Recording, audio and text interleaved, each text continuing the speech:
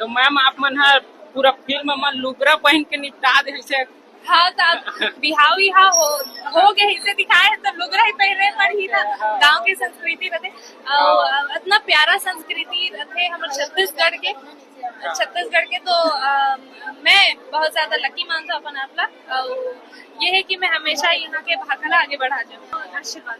तो मैम अभी आप मन अमलेश नागे संग भैया संग अभी फिल्म बना है गुड़िया 2 तो आप मन कैसे लगे से?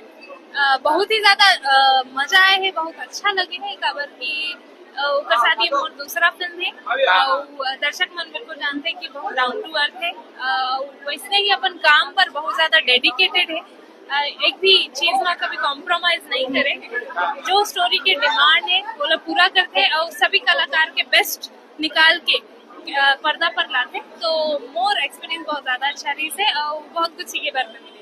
तो मैम आप मन लगातार फिल्म बना था कर बारे में क्या बोलना चाहता आप?